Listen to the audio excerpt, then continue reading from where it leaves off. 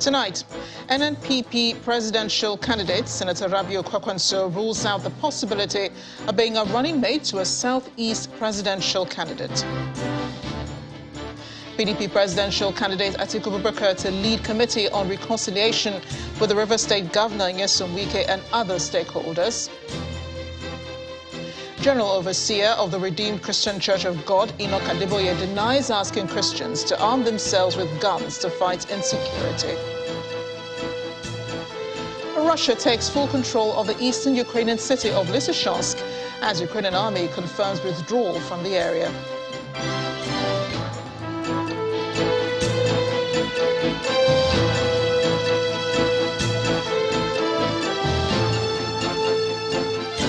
That the call for an alliance between Senator Rabiu Kwakwanso's new Nigeria People's Party and former Governor Peter Obi's Labour Party seem to be witnessing a rising welcome amongst bookmakers as another viable force for the 2023 presidential race. The presidential candidate of the NNPP, Senator Kwakwanso, has been reacting to this call for an alliance while ruling out the possibility of Labour winning election on its own. He thinks an alliance with Peter Obi will increase his chances of winning the elections due to the recent campaign of the Labour Party. The leader of the Kwakwansia movement also pointed out that he cannot be a running mate with Peter Obi, as that would deem his chances of winning. A reason he adduced to the growing separatist sentiments in the southeast. Senator Kwakwanso explains that the northern voter would rather vote for another northern candidate from another party than voting him as a running mate. He describes an alliance with Mr. Obi as an offer that will make the southeast relevant in the unfolding political reality, while advising the Peter Obi camp to be wary of fifth columnists misadvising him. We have a situation today where there are some people who are in other parties who are always also influencing the decision of that party, which I believe is not good for the party. Just reading in the social media and even people very close to the party that the presidential candidate is very close to one of the leaders of the PDP. And I believe this is the time really to advise, especially those who are positively behind the candidate of the Labour Party, that this, for me, I have seen an opportunity for the Southeast to be relevant in the next dispensation. In LNP, in PDP, they are completely out. So also in the APC. The only opportunity now is the NNPP. Now, we are aware that in the social media, a lot of work is going on. The young men and women, especially of the Southeast extraction, are working towards getting a presidency.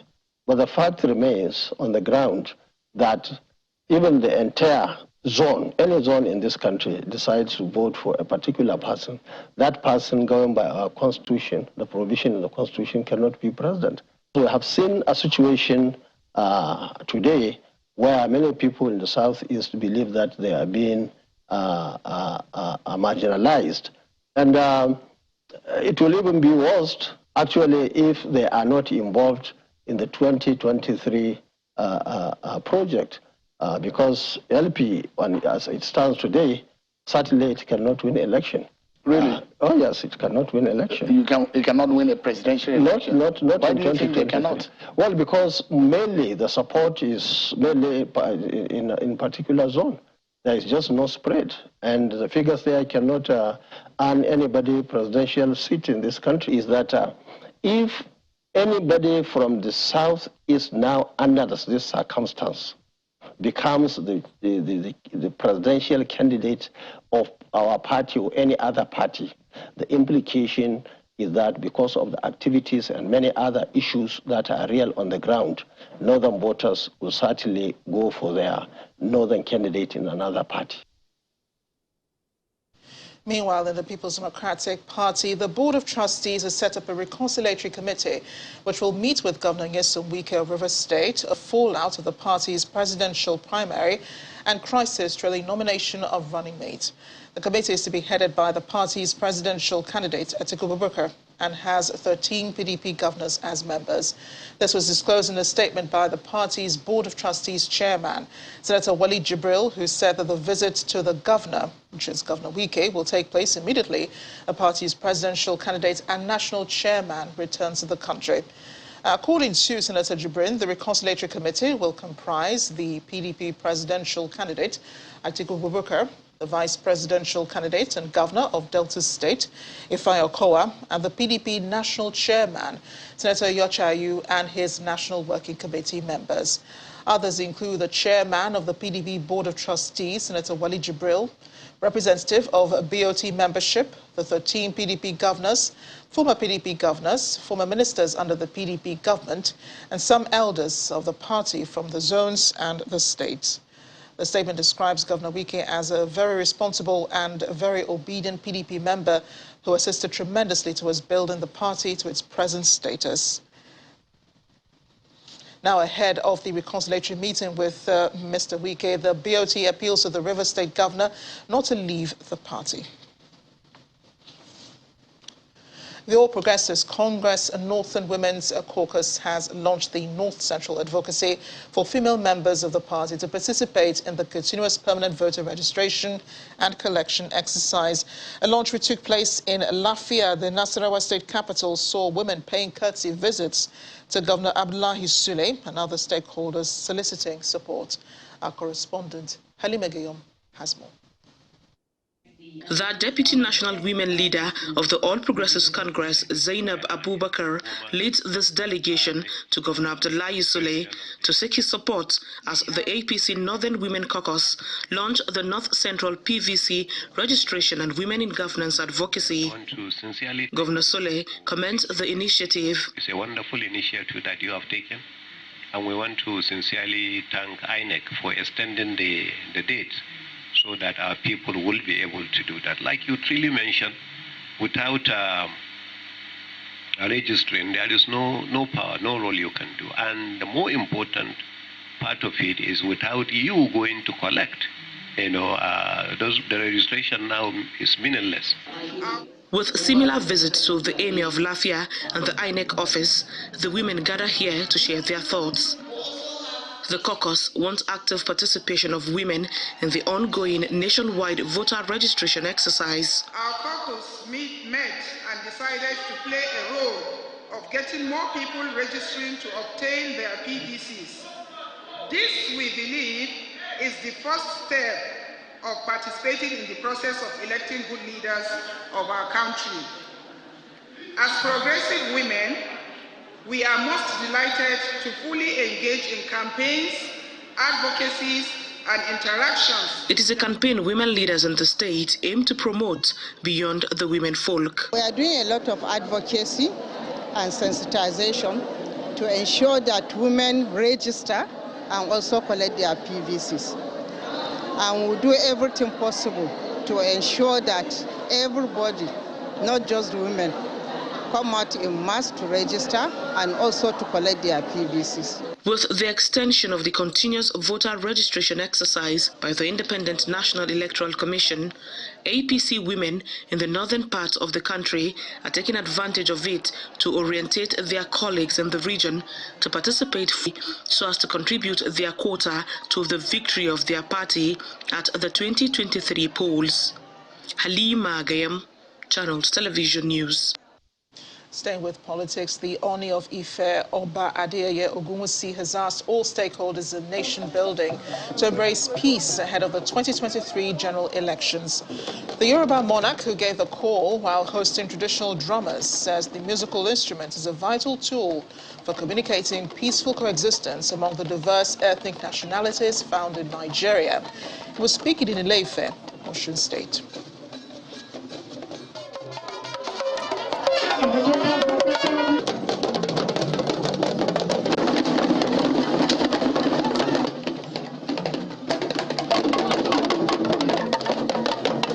We are like the barometer for the next electioneering campaign in Nigeria.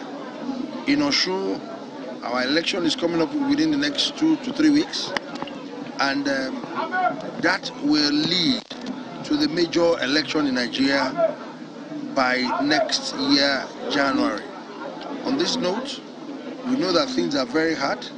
We know that everywhere in Nigeria is sort of hard as far as security is concerned.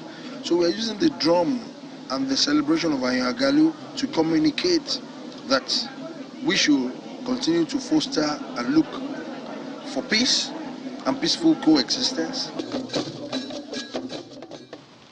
The governor of Kaduna State, Nasir El-Rufai, is blaming the country's socio-economic challenges on lack of good leadership at all levels of governance. He explains that raising the next generation of leaders with the right mentorship for public service will close that gap. He said this in Kaduna while unveiling a leadership and mentorship program initiated by the state government. In 2018, Kaduna State Governor Nasir El-Rufai inaugurated the Kashim Ibrahim Fellowship, which is aimed at raising the next generation of leaders who will be readily available to be absorbed into the Nigerian public sector, having had first-hand experience of its workings and challenges.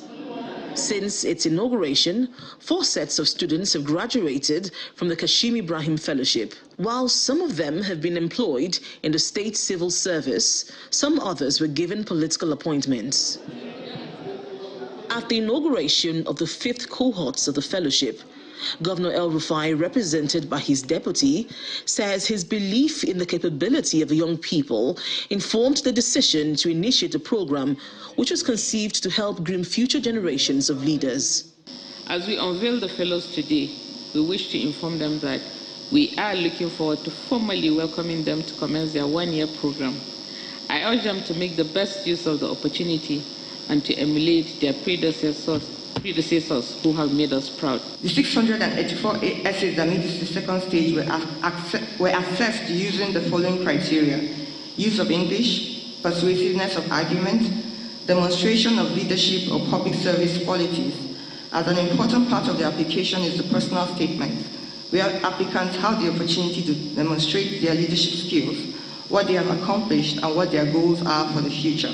The 5th cohort of the fellowship comprises 24 young Nigerians between the ages of 25 to 35 years, 8 of them from Kaduna and 16 from other states of the country. This program is something that we're hoping will be developed not only for Kaduna, but there will be a nationwide scale. All other state governments should imbibe it, so that young people, instead of going into various things that we know today are part of the things that are destroying the country, will have the opportunity to actually build their own capacity so that they can serve as leaders. My charge to our leaders is that they should create the opportunity for young people. All we ask is that avenue to be able to learn, to be able to immerse themselves and grow. So you have the leaders that can create this opportunity. I think it wouldn't tell how far we can really go. In conceiving the idea of the Kashim Ibrahim Fellowship in 2018, Governor Nasir El-Rufai believes that this program will go a long way in creating a network of potential young Nigerians who are expected to rise to top leadership positions in the public sector and other spheres of life over the next decade. To security matters, the General Overseer of the Redeemed Christian Church of God, Pastor Enoch Adeboye, says he never asked Christian faithful to buy guns to defend themselves. He made this known today during a Thanksgiving sermon tagged "Meant for the Top" at Mount Carmel Prayer Village in Ifewara, Osun State, while clarifying earlier comments on a message where he was quoted as having asked Christians to buy guns for their self-protection, especially the churches, during service, saying that Samson was victorious in biblical times with jawbones and not AK-47.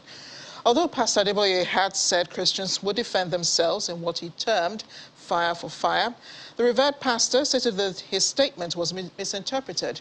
He, however, mentioned that the church was ready to deter unwanted visitors from gaining access to its premises, while urging Christians not to stay away from church because of fear of being attacked. In part 2, after the break, more on the country's security situation, plus at least 18 people are killed in road crashes in Yobe and Ogun states. Just stay with us.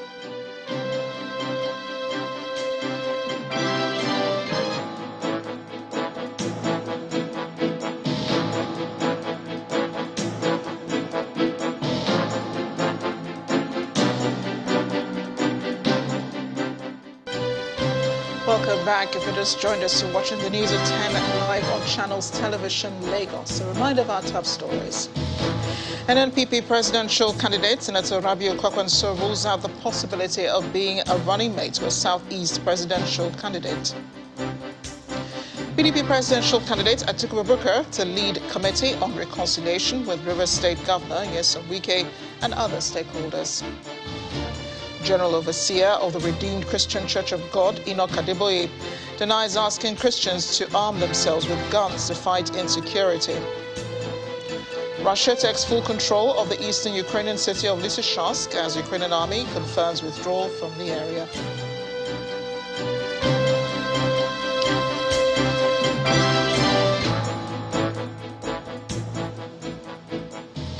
We continue with security. The Edo State Police Command has confirmed the kidnap of 2 Catholic priests, Reverend Father Udo Peter of St. Patrick's Catholic Church, Uromi, and Reverend Father Philemon Obo of St. Joseph Retreat Center, Uboha, in Isan Southeast local government area of Edo State. A statement from the command indicates that it was informed of the incident by the divisional police officer, Uboha, Edo State, that on Sunday, July 3rd, one Reverend Father Amos Abulime of St. Dominic Catholic Church, Uboha, reported that he was informed by the Catholic Authority via WhatsApp that the 2 Catholic priests had been attacked and kidnapped along the Benin-Auchi Expressway between Eho and Urepe communities. The statement also reveals that the Commissioner of Police in Edo State, Abutu Yaro, has dispatched police operatives to the area to carry out aggressive and well-coordinated manhunt towards arresting the kidnappers and rescuing the priests. Governor Bello Matawalle of Zamfara State has flagged off the training of the newly recruited community protection guards in the state, insisting that Zamfara, under his watch, is now moving towards implementing new security measures. The governor says his administration is introducing additional measures for combating insurgency in the state, one of which is the recruitment of community protection guards in each of the 19 emirate councils of the state. As a directive by the Zamfara state government asking individuals to acquire firearms to defend themselves and their communities continues to generate controversy. The state government has announced the recruitment of 500 community protection guards to complement the efforts of security agencies in fighting banditry and terrorism. At the flag-off of the training exercise for the community protection guards, Governor Matawalle urged them to work within the parameters of the rules of engagement, which will be clearly spelled out during the training, pointing out that as newly recruited guards, they are agents for the restoration of peace. This decision was informed by our desire to work out all possible options to deal with the increased banditry attack causing loss of lives, untold hardship, and rupturing intercommunal peace in some part of the state.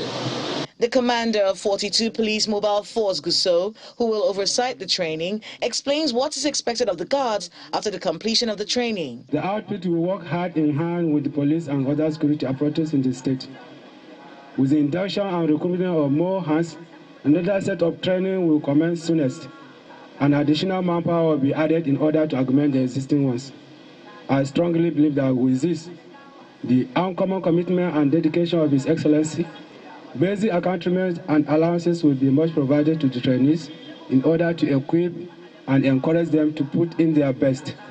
The State Commissioner of Police says the training of the community protection guards is part of a series of measures taken by the governor to secure the state.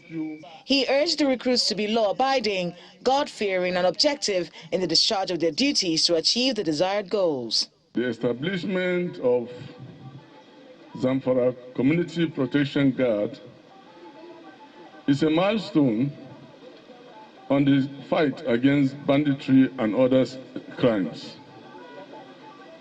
We are assuring you our maximum support, and the one standing here has been trained and will be retrained to go and train others. When they leave here, they will go and meet with the DPOs, while some instructors from here will go and see them to train others. With the recruitment of these community protection guards to complement the security forces, residents are optimistic that the challenges of insecurity in the state will be reduced to the barest minimum. And now to two tragedies. First, in Yobe State, where at least 10 persons have died, 7 others sustained injuries after a road accident involving a bus and other vehicles. According to the zonal commander of the FRSC, Mr. Rotimi Adeleye, who confirmed the accident, it occurred in the late hours of Saturday near Gashaka along Potiskum Gombe Road. Mr. Adeleye said the accident was the result of overspeeding by the driver of the bus. A similar road accident occurred along the Lagos-Ibadan Expressway, where about 11 persons were burned to death after vehicles involved were engulfed by inferno in the Ogere area of Remo North local government area in Ogun State. In a statement by the spokesperson of the Ogun State Command of the FRSC, Florence Okwe, 8 persons were, however, rescued after 2 buses and another vehicle collided and caught fire near the Ishara Bridge in the late hours of Saturday. Ms. Okwe, who attributes the cause of the multiple accidents to excessive speeding and dangerous driving, says a total of 18 persons were involved in the accident, but only 7 were rescued, while 11 persons were burnt beyond recognition. In other matters, the situation with the rapidly rising cost of various petroleum products in Nigeria is not unique to the country. But what makes Nigeria's circumstances different is a basic lack of transparency in the accounting process. That's the view of the vice chairman of the Gas to Power Study Group of the Nigerian Gas Association, Mr. Olabode Shomi.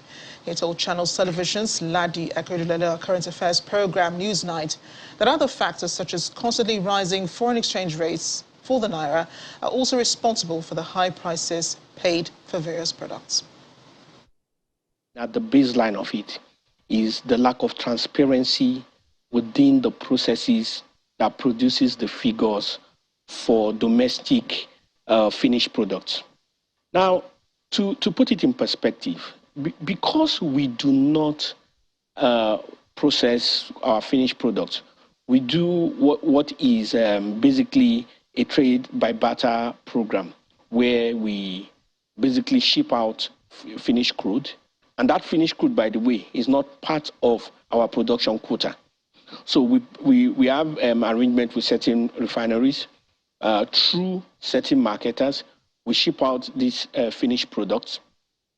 The finished products are then processed and come back to us. And then they are now sold to us at internationally competitive rates. Ordinarily, that should not matter. However, because there is also the devaluation of the Naira that has arisen over the last few years, as well as the price to the dollar, what ordinarily could have been stagnant at $100 keeps increasing anytime there's a fluctuation fluctuation between the Naira and the dollar. That is at the primary root of the major increases. But the truth be told, how the crude that is being exchanged comes to be sold and the account that it goes to and how these prices are computed needs to be a lot more transparent. And when I mean transparent, I'm talking about it being verifiable. We trust the people in government, and that's why they're in government, they're in leadership. To a certain extent, we believe they are acting in our best interest. And it is for those reasons that those things ought to be subject to the public view, so that Association of Accountants can look into those figures, Association of Petroleum Economists can look into those figures, the media can also analyze those figures and bring in experts to look at it, so that way, when even the government calls for sacrifice from the people, there is a genuine belief that the right thing is being done. You can watch the full interview with Mr. Shomi on Newsnight. It airs tomorrow, Monday, July 4th, 2022, at 9 p.m. right here on Channels Television. As industrial action by university lecturers enters its 5th month, the Socio-Economic Rights and Accountability Project, SERAP, is asking the federal government to recover alleged missing funds from ministries, departments, and agencies and use same to meet the demands by the Academic Staff Union of Universities, ASU. Pending when this is done, Serap asked the federal government to redirect some of the presidency's budgets on feeding and travels and the 134 billion naira allocated to the National Assembly in the 2022 budget to cater for public tertiary institutions, especially ASU. In a letter, the rights group argues that meeting lecturers' demands would close the inequality gap in citizen education and promote equal protection for poor Nigerian children. ASU had accused the government of poor commitment to their welfare and poor funding, among others, a challenge that led to the declaration of an industrial action on February 14, 2022. The dredging of the channel at the Calabar port in the Cross River State has been stalled following a legal dispute with the contractor. This is according to the managing director of the Nigerian Port Authority, Mr. Mohammed Bello Koko, who explains that the government is currently pursuing an out-of-court settlement with the contractor. Mr. Bello Koko stated this during a visit to the port in Calabar, where he met with stakeholders to reassure them of the federal government's resolve to dredge the channel. The contract for dredging of the Calabar Channel was awarded so many years ago, but there is a litigation between Nigerian Ports Authority and the contractor that was awarded that contract, and this has inhibited our ability to dredge the channel. But what we have done in the recent times is to start looking for out-of-court settlement. So Nigerian Ports Authority, working with the Federal Ministry of Transportation and Ministry of Justice, has resumed discussions in terms of how to settle this out of court. That has to be done in order for us to be able to either return the same contractor to continue dredging or appoint a new channel management company to do the dredging of the channel. That has been what has delayed and stopped the dredging of that channel. And we are taking this very serious. It's one of the reasons why we came actually here to also meet with terminal operators and discuss with them and reassure them that government is taking all the necessary steps to ensure that this lingering issue is resolved as quickly as possible. But we believe that there are still businesses that can come here, imports that can be brought to Calabar rather than being taken to Lagos. Don't forget, Calabar is strategically located to be the nearest port to the northeast and also some of the north central states. Still ahead on the news at 10, Russia takes full control of the eastern Ukrainian city of Lysychansk as the Ukrainian army confirms withdrawal from the area. That's in a moment. Join us again.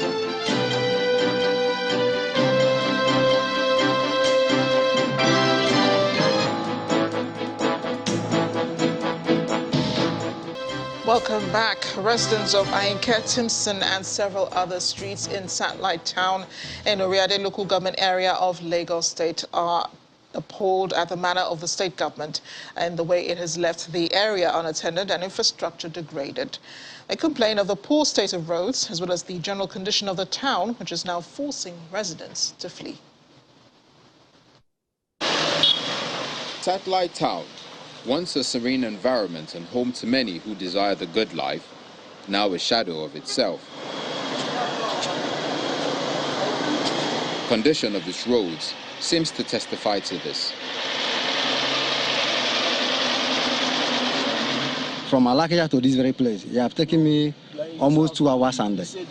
From the less than 400-meter Ayike Timson, which connects over 20 estates to other major roads, the situation gets worse when it rains. Whenever it rains, the whole roads in Satellite, particularly this one, that leads to most parts of the community, are in bad shape. Most time when it rains heavily, the road is seriously flooded. And our children falls into the gutter, they fall into the water. We suffer a lot as a result of this bad road. Several years ago, when Channels Television first visited, the people were optimistic that succor would come their way. However, it would appear that all their appeals have gone unnoticed and the frustration mounts. They should just give us an access road, even if it is this 400 meters of road of Ayinke Timson. We have been complaining about this very portion. Once it's connected, other estates can see access road. That vehicles still ply some of the routes is a result of communal and sometimes personal efforts. This is not yielding substantive results, which they now clamor for. All all the vehicular movement you are seeing is out of individual effort. Sometimes we bring a robbers to do palliatives on the road. You can see that this place was fueled by a patriotic Nigerian, our neighbor, who has seen 2 children falling into the water. You have the Okada throwing people inside the water because the thing is getting deeper and deeper every day.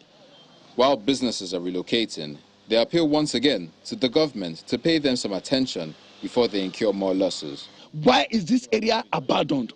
Why is it that it's abandoned? That is the question that we are asking. Now we are pleading and calling on Lagos State Governor. We know he's hardworking. We voted for him, and we also stand to vote for him.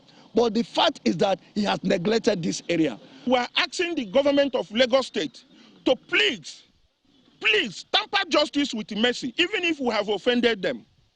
We are rejected.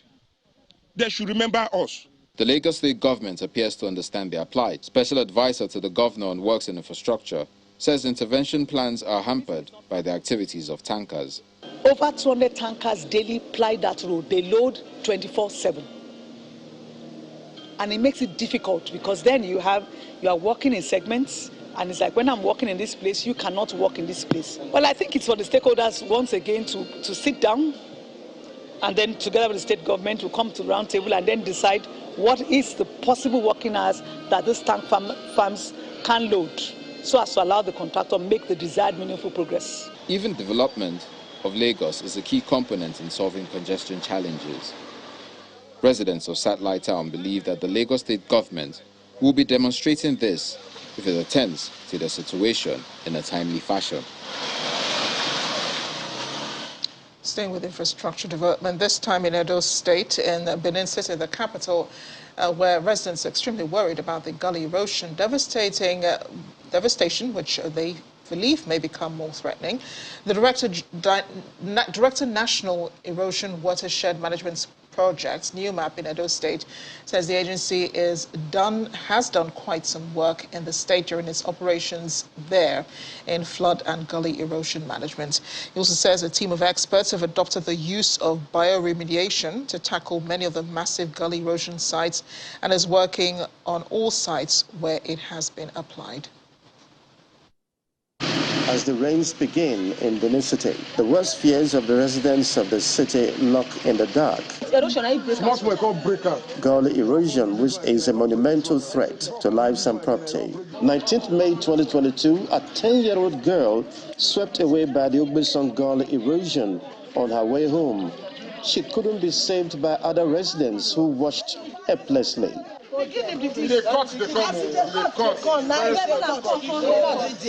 The Iwogman Gully erosion can best be described as more accidents waiting to happen. This gully has been here for about a decade. Houses have caved in and more are on the brink of caving in. Residents too angry to speak with us. The gully erosion devastated areas in Benin City have been quite a number. However, the Igbosa Gully has been fixed and there's some work ongoing at Igwehana. Ohoro, Ogbeson, Iwogma, Ivioto Quarters, and Taboga Gullies are all in a dire strait. Nigeria Erosion Watershed Management Project New Map, an agency that subsisted for almost a decade, believes it's been job well done and there's a strategy going forward. We have a sustainable strategy which has led us to set up, appoint 18 liaison officers in the local government areas. We have asked them to do the first scoping of their local governments. We already have preliminary information, data of where these problems are. So we are now going to start the next phase, which is to characterize them and start having appropriate designs for intervention. Floods have taken a huge economic toll on small-scale business concerns. It is undeniable.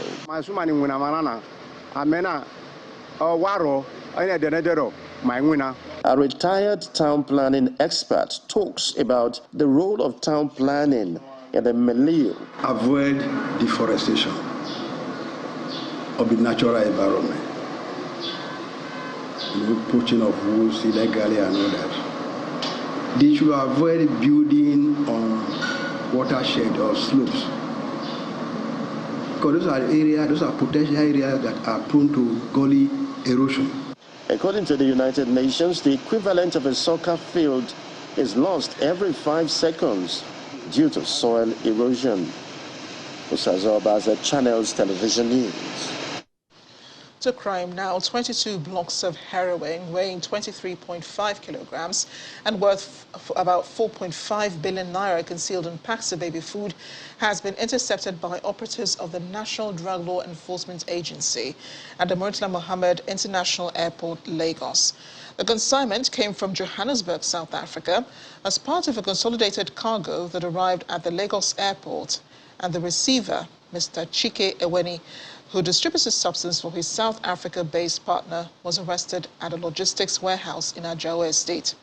Prior to Mr. Eweni's arrest, the NDLEA officers arrested a former BRT driver, Mr. Muyiwa Bolujoko, for ingesting 90 pellets of cocaine. He was arrested at the screening point before boarding a flight en route Doha to Sharjah, with his trip expected to terminate in Dubai in the UAE. The 39-year-old was placed under excretion observation after body scan results confirmed drug ingestion. And while in custody, the suspect excreted all 90 pellets.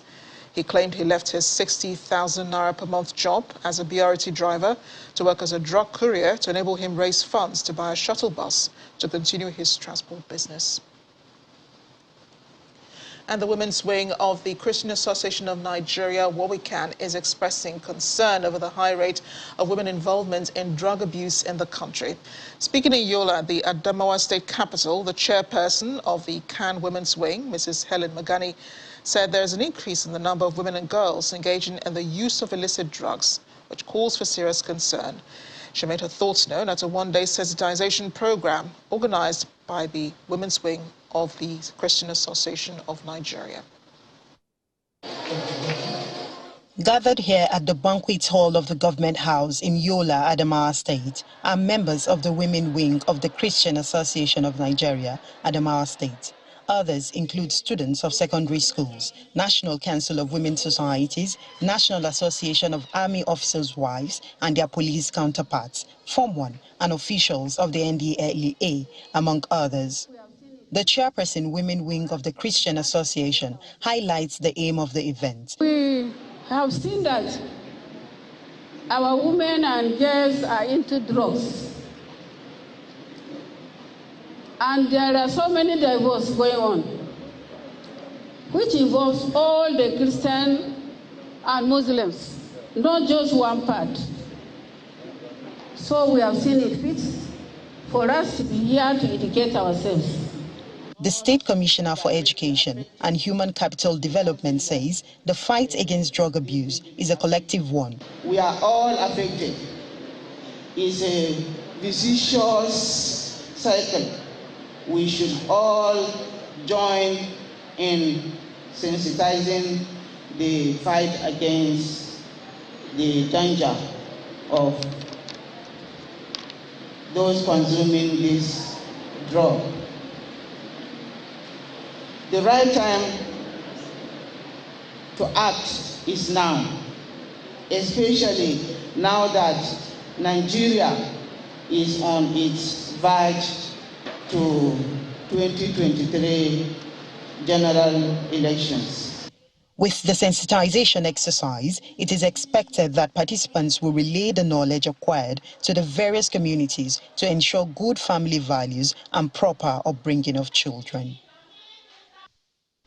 In Kogi State, Governor Yahaya Bello has promised to create an enabling environment for small and medium-scale businesses to thrive in order to create jobs and boost the state's economy.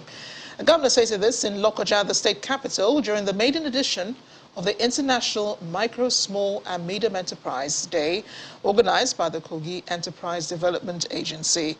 Governor Bello explains that the MSME accounts for 90% of businesses and 50% of gross domestic product worldwide, in addition to being a strategic tool for economic development.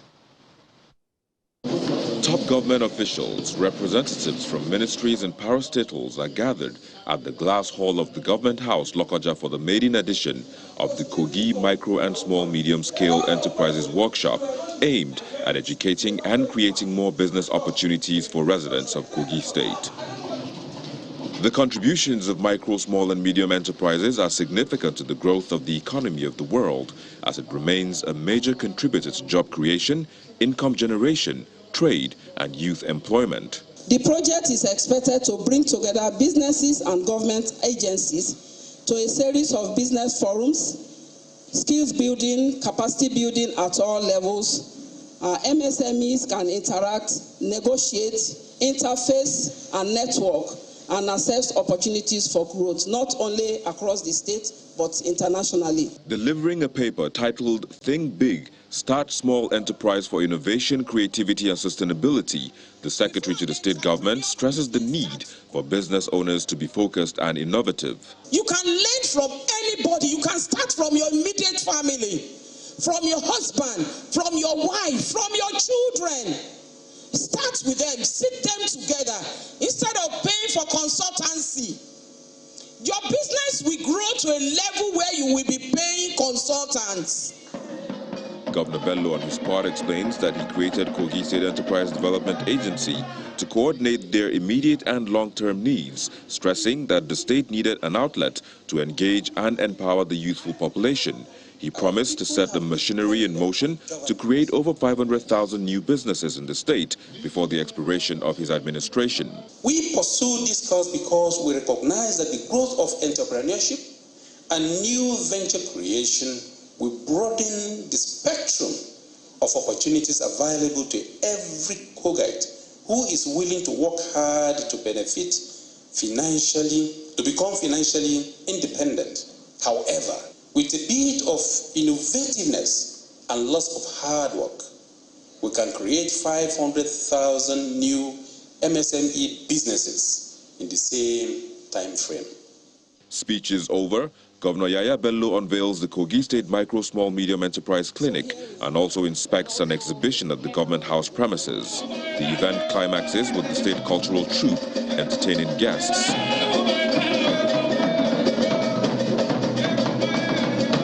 With the unveiling of the MSME clinic, it is expected that more businesses will spring up in Kogi State in the nearest future.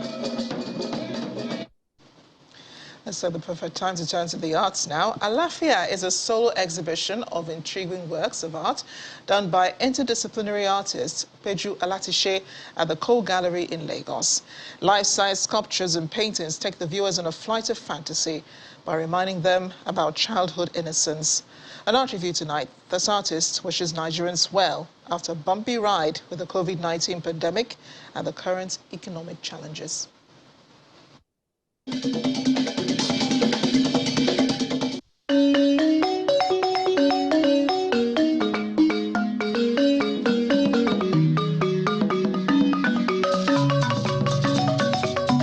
Alafia, a Yoruba word which means peace, is what contemporary artist Peju Alatishe is giving her audience who are in the Kogi Gallery to see her latest body of work.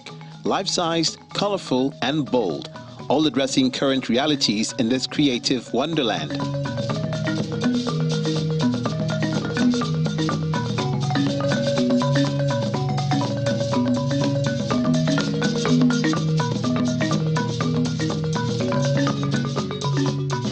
I want them to come here and just be happy. You know, formerly I'll be political and very ready to fight.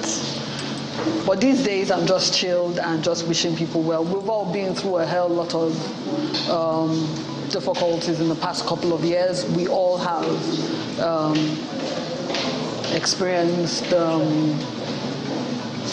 some kind of hardship, whether it's with the health or economically, financially, with the lockdown and all, and it's time to heal.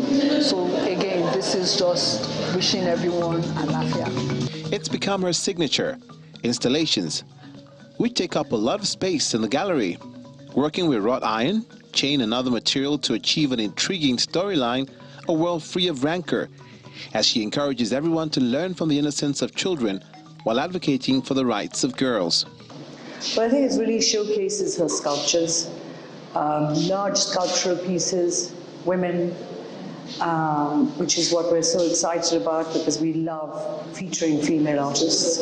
We're a female-run gallery, and It was quite amazing to see the works that she had, the body of works that she had, and we're so excited to have her here again. Pedro Alatiche is an interdisciplinary artist, architect and writer who always creates works of art that speak to socio-cultural issues.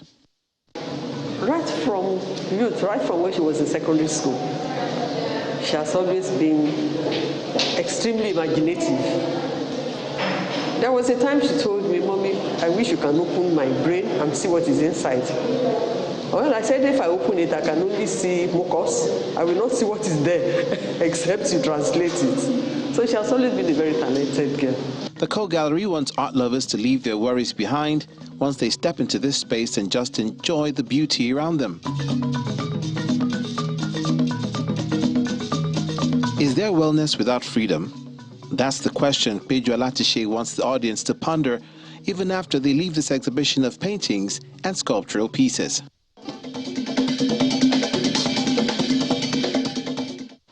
On our local scene now, the Russian military has confirmed it has taken control of the Ukrainian city of Lysychansk.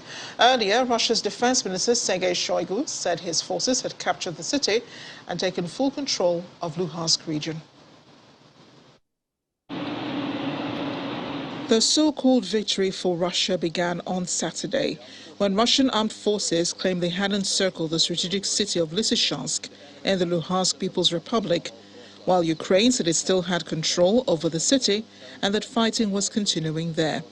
Luhansk militia forces say Russian troops and militia members on Saturday entered the center of Lysychansk with video footage showing the city's administrative building under the control of Russian and Luhansk militia forces.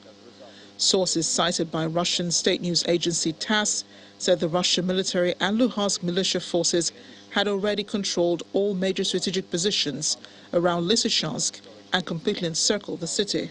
The armed forces of the Russian Federation. By Sunday, Russia's defense minister said forces had captured the city and taken full control of Luhansk. Ukrainian troops were said to have been outgunned there. Its general staff said that in order to preserve the lives of Ukrainian defenders, a decision was made to withdraw. It said the Russians had multiple advantages in artillery, aircraft, manpower and other forces. Meanwhile, Russia's defense ministry spokesman Igor Konashenkov has accused Ukraine of targeting civilians in the city of Belgorod, which he said was hit by missile strikes early on Sunday. At least 3 people were killed and dozens of homes damaged by blasts in the city. The governor reported several explosions in the city of nearly 400,000, some 40 kilometers north of the border with Ukraine. At least 11 apartment buildings and 39 houses were damaged, including 5 that were destroyed. The exiled mayor of the southern city of Melitopol said the Ukrainian forces hit a Russian base with over 30 strikes, and Russia confirmed it. Its news agency RIA News reported that Ukraine had hit the Evyamistechko area of Melitopol, where the city's airport is located, but did not specify what had been hit. In another development, Turkish customs authorities detained a Russian cargo ship carrying grain, which Ukraine says was stolen. Ukraine had previously asked Turkey to detain the Russian-flagged Zibek Zoli cargo ship. A Russian government airplane carrying diplomats expelled by the Bulgarian government took off from Sofia to Moscow on Sunday evening, ahead of the deadline for them to leave the country. 2 planes were set to transport 70 Russian diplomatic staff and their families from Bulgaria on Sunday, after the government earlier ordered them to leave. Finally, Australia's Prime Minister Anthony Albanese has promised his country will provide Ukraine with additional military equipment, including 14 APCs, 20 Bushmaster vehicles and drones. He made the pledge during his meeting with President Volodymyr Zelensky in Kyiv, in addition to more sanctions on Russia. Police in the Danish capital, Copenhagen, say several people have been killed in a shooting at a shopping center. Announcing the deaths, Police Chief Søren Thomassen said a 22-year-old Danish man has been arrested in connection with the attack. Mr. Thomassen said the motive was unclear, but that he could not rule out an act of terrorism. Meanwhile, 3 police officers have been shot dead in the U.S. state of Kentucky while trying to serve a warrant on a man accused of domestic violence. Police took the 49-year-old suspect into custody after the shooting. Floyd County Sheriff John Hunt said the officers had faced pure hell when they arrived at the man's home. 4 other people were injured at the scene in Allen, a small town in a mountainous part of eastern Kentucky with a population of just 166. The officers who died in the shooting late on Thursday have been named as Captain Ralph Frazier, Deputy William Petrie, and dog handler Jacob Chaffins.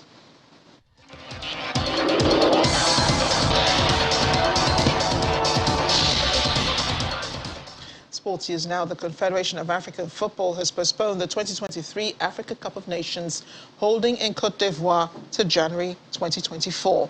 CAF President Patrice Motsepe says the tournament, which was initially scheduled for June 23rd to July 23rd, 2023, will not be played as planned due to the weather conditions in the West African country.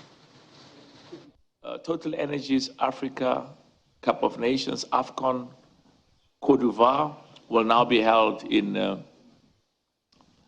January, February of 2024. And having said so, I want to repeat, I am so proud of the world-class infrastructure facilities, the support from President Ouattara, the Prime Minister, and the whole of the cabinet and the football people in Côte d'Ivoire. I think that competition is going to be very special. Everything right now is being reviewed, and you must also understand that January is not the ideal time because the European clubs are not keen to release some of their best players. As it is now, we really have no choice. That's the only time we have in terms of developing and growing African football. Nigeria's the Tigers this evening beat Uganda 91-72 at the African qualifiers for the FIBA Men's Basketball World Cup holding in Kigali, Rwanda. The senior men's basketball team won the first quarter 2013, second quarter 28-18. The third quarter ended 24-all. The team clinched the fourth quarter 18-17. Top scorer for Nigeria in the match is Chimezie Metu with 25 points, 10 rebounds and 1 assist. The D Tigers had already secured a spot in the second window of qualifiers, having walked over Mali on Saturday. The next round of matches will be held between August 22nd and the 30th.